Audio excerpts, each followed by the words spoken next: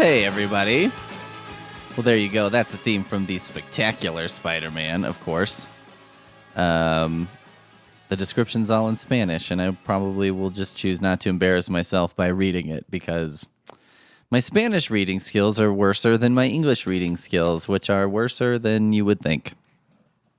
Well, welcome to this, issue number 6 of The Amazing Spider-Man. I know we had the spectacular theme, but, it's cool. He can be more than one thing, right?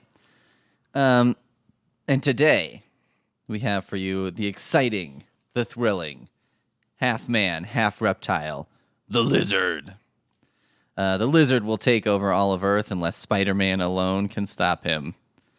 Which, that's on the cover, and right away it's like, really? He's going to take over the whole Earth, huh? That seems like a bit of an exaggeration. The Lizard's going to take over the Earth. He's got a purple lab coat and he's a lizard man. I mean, wouldn't that mean like an anaconda could take over the world?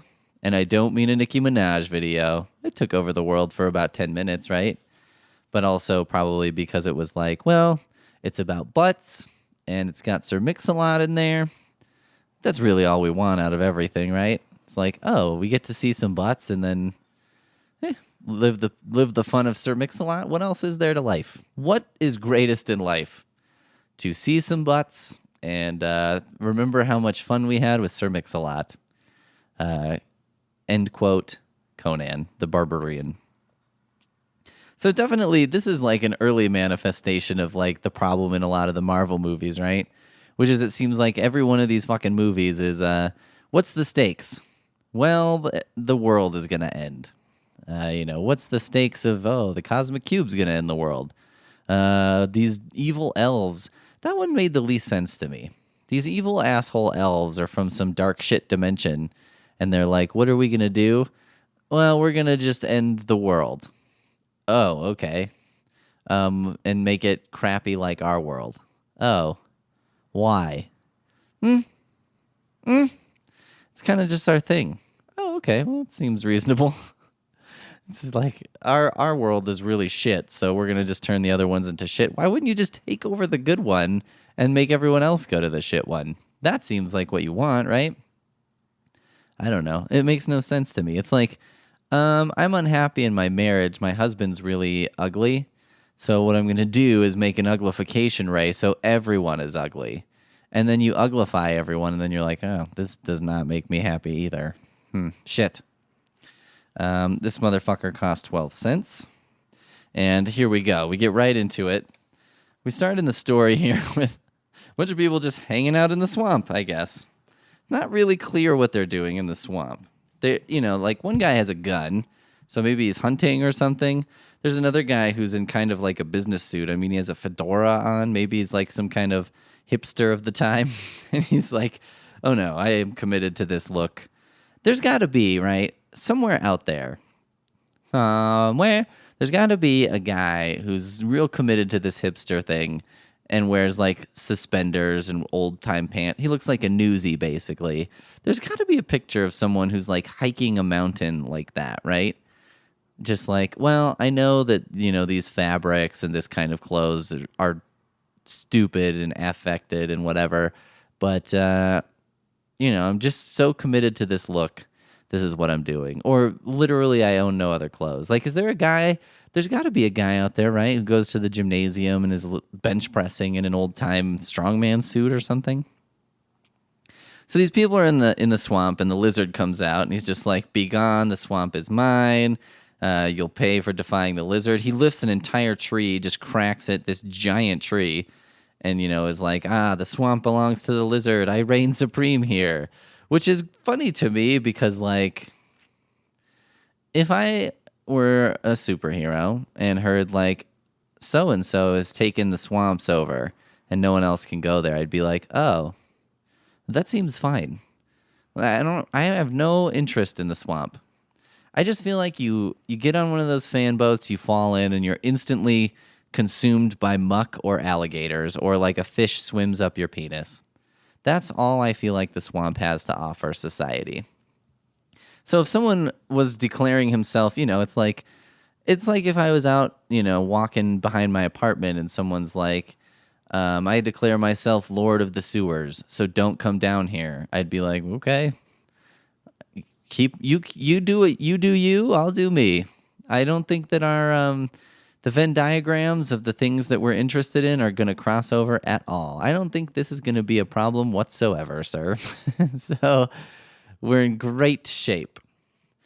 So anyway, he scares everyone off, and then the Daily Bugle challenges the Amazing Spider-Man. It literally says the Bugle challenges Spider-Man to defeat the Lizard. Spider-Man does one of his cool, there's a pile of newspapers, he webs one up and webs down some change, which is kind of like, the change covered in spider web. That's a little bit like if you've ever been working somewhere and someone gives you money for something, they give you $1 that looks like, there's been $1 that's been circulating in the cash drawer at my work that looks like it was just used to wipe someone's ass. And somehow it keeps getting back in there, and I don't understand it. But it's there, and that's what's happening. That's the life we live.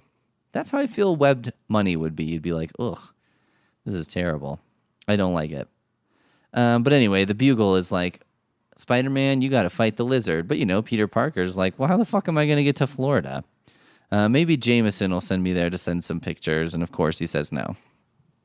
So then, Peter's at the Natural History Museum. Now, by the way, I want to talk about this museum tour that they're giving to these high school students. The tour guide is like talking about dinosaurs. If their intelligence had matched their size, they might still rule the earth today. Their hides were so thick that if they lived today, no gun smaller than a cannon could injure them. They lived in or out of water. They could crush a present-day tank. This has convinced me fully, because when I went to the museum, it was all about in the Jurassic period, the Cretaceous period, and I made up a little acronym thing to remind myself, a mnemonic device, if you will. And it goes, please excuse my dear Aunt Sally. She's not very good at calculus, and she's an embarrassment to the family, but we still love her kind of anyway. And that's how you can remember all these eras. And then I'm gonna try and get you to memorize these eras, and then tell you that, your life consists of one tiny millionth of a percent of history. So really, why bother learning anything? But what they didn't say is things like a dinosaur would crush a tank. A dinosaur could kill the Hulk or some shit like that, which has convinced me. I think that Stan Lee's next gig, he's been kind of floating around doing some different things. I think his next gig should be writing the copy for museum tours. Hear me out. This is what you want to hear. I want to hear a dinosaur could crush a tank. I want to hear a dinosaur could rip the top of your house off and eat your parents. I want to hear the Stan Lee crazy bombast that comes with, Stan Lee. That's what I want to hear at the museum. They have those little plaques. They have those little cards that can tell you the normal, correct way. But how about you just have Stan Lee do it, man. I'm telling you, this is going to get kids interested in shit. Let their dreams be crushed later when they find out that nothing's actually interesting, okay? Okay, so then Spider-Man foils a robbery at the museum. They have Liz Allen. They've got her hostage. They've got a gun, and he punches out the bad guys and saves them. And then she's like, oh, Spider-Man had his strong arms around me. He called me Blue Eyes. I'll never forget him. She's in love.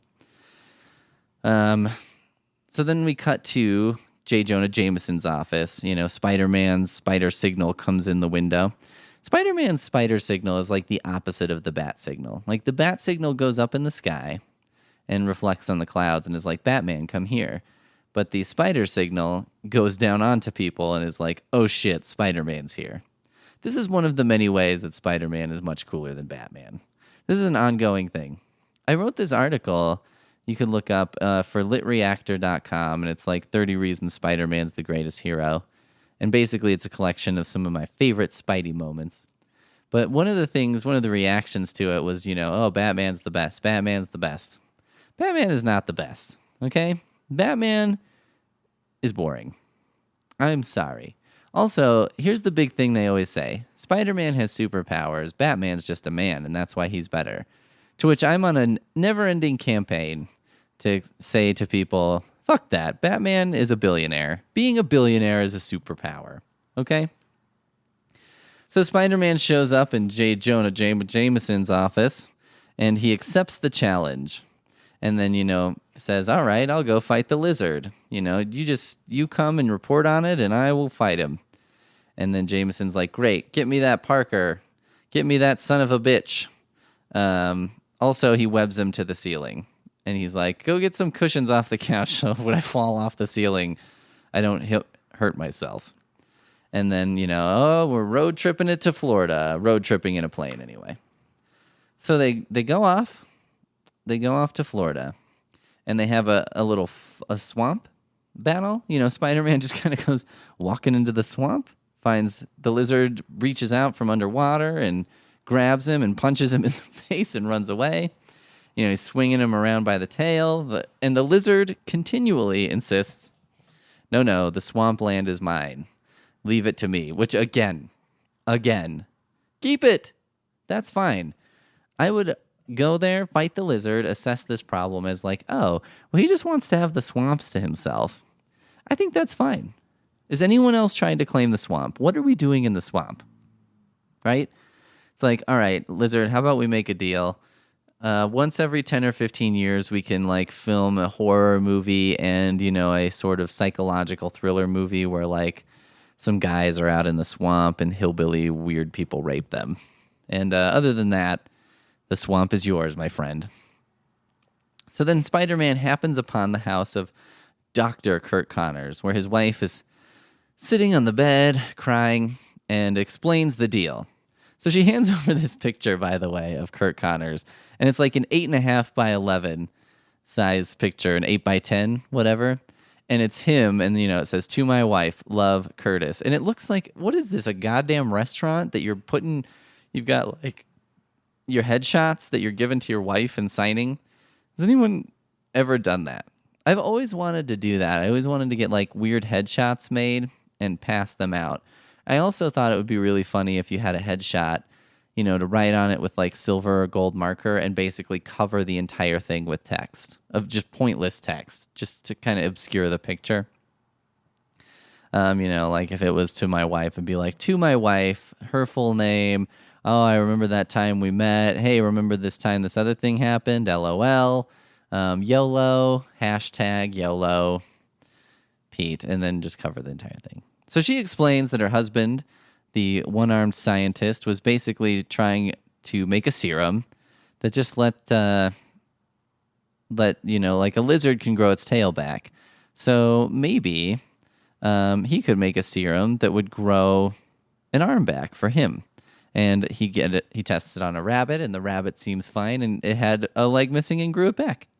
So then he just goes ahead and chugs it right out of the little beaker. Okay, here's a beaker of serum. I tried it on one rabbit. I'm going to just slam it now, straight out of this fucking beaker. Here's a tip, scientists. If you're drinking something straight out of a beaker, you are doing something wrong. Anything that you're drinking or consuming that you make in your science lab should be in a different container because it's gone through enough process that it's we don't just keep this in the container where it was invented. Okay? That is not how this works. I'm not drinking Coca-Cola out of a science tube. So he just drinks it, and then his hand grows back, and he's like, oh, that's fucking great. Look at that. Look at that. And then, a couple pages later, his hand turns lizardy. He turns lizardy, he runs off into the swamp, and, he becomes too stupid, basically. And there's a really funny panel of him. He's writing a letter to his wife, and it says, take Billy, leave, never come back. And he's crying. And all I could think was crocodile tears, because that's really funny. Right? Right? I said. So anyway, Spidey uses some science. He chases after Billy, because Billy is outside for some reason. He fights the lizard, and the lizard runs away. And then Spidey decides, all right, I'm going to use my own science and make my own beaker of stuff. So he makes a green liquid, and, he knows it's correct because it changed color. So he's like, perfect. But now he just has to get the lizard to drink it. And then the lizard shows up. They have a fight. He throws an entire desk at him. The lizard's main fighting tactic seems to be, I'm going to pick up a huge thing and throw it at Spider-Man, like a thing I shouldn't be able to throw. So then Spider-Man has to chase the lizard down into the swamp. So he makes some web pontoons, like water shoes, big, tall ones, and then he has a stick, and he's just, hillbillying his way down the river or the swamp or whatever. Does the swamp move or just stay? I don't even know. Does the water in the swamp just, like, sit there and make mosquitoes? Or does it, like, flow? Is there a tide in the swamp? I know nothing about the swamp. All I know about the swamp is what I'm learning here, which is that there's snakes. You can make it on web pontoons, and if there's a lizard man in the swamp, he's probably hiding in an old abandoned Spanish fort, which looks like a big swamp castle. What asshole came here? Leave it to a Spaniard, huh? Am I right, guys? High five through the thing to build a castle in the swamp. Again, that's like a thing where I feel like if you came here and you're like taking over the land and shit, like natives would be like, that's fine. Like this guy wants to build a huge castle in the middle of the swamp. That's fine. Like we want nothing to do with that area. And the lizard has like a little posse of alligators following him around and shit. And then they basically just have a fight, which is a lot like, so Spider-Man's trying to fight the lizard, but also trying to get him to drink this tube of liquid. So basically the fight they're having in this sort of round cylindrical thing, like a big tower, is the equivalent of like when you're trying to make your cat eat a pill. And you're like trying to get it to swallow a thing, but also it's just fighting you for its life. And you're trying to heal it while it's trying to murder you. Because it's like, I don't know why you're trying to make me do this. I don't know what you're trying to do. But I'm going to just kill you. So they punch and fight and grapple, and he hits him right in the fucking tummy with his tail. All that shit. All the basic lizard moves. But, of course, eventually he gets around his head, makes him drink the thing, and then he turns back into Kurt Connors. And everything's cool. He webs. He's kind of just. They walk away, and he's casually shooting webs at these alligators that used to follow the lizard around because they don't follow Dr. Kurt Connors around. But he's just kind of like half-assedly webbing them away, just like fuck off, get away. Peter Parker goes home. He gives some pictures to J. Jonah Jameson. Although then he's like, well, what a waste of time. I can tell a fake photo when I see one, which is hilarious because just previous in the Sandman issue, we did have actual fake photos, which he sold to him. So there you go. And then finally, Peter Parker calls Liz Allen and is like, hey, maybe you want to go on a date or something like that. But Liz Allen's like, oh no, I don't love you. I love Spider-Man. So get off the phone because I don't want the line to be timed up when Spider-Man calls. The old Parker luck ends this one for sure. And that's basically the end of this one. There is a great classic ad in here for like hypnotism lessons. It's like a full page ad. And it's give me just one evening and I'll teach you how to hypnotize easily. And there are a lot of different versions of this ad in these comics. But they all seem to amount to essentially the same thing, which is like, hypnotize girls in this low-cut dress so you can grab their boobs. Hypnotized girls will let you grab their boobs. Doesn't that sound good? That sounds like a win to me. How about you, boys? I don't know why. I guess it's just like... I suppose there was a time before the internet, before Cinemax, before these things where you're like, perhaps the only way I'll ever see a boob in real life is if someone is hypnotized and they show me their boob because of hypnotism. I suppose that was like maybe a thing, maybe a thought someone had was like, I'm never going to see a boob unless I hypnotize somebody. So there you go. It's the Spanish fly of the of the comic book world. I don't know. There's got to have been ads for Spanish Fly in comics before, right? That has to be a fucking thing. Well, there you go. We did it. Another issue down. Don't forget to tune in for our next thrilling issue number 7, when the Vulture returns. We'll see you next time, webheads.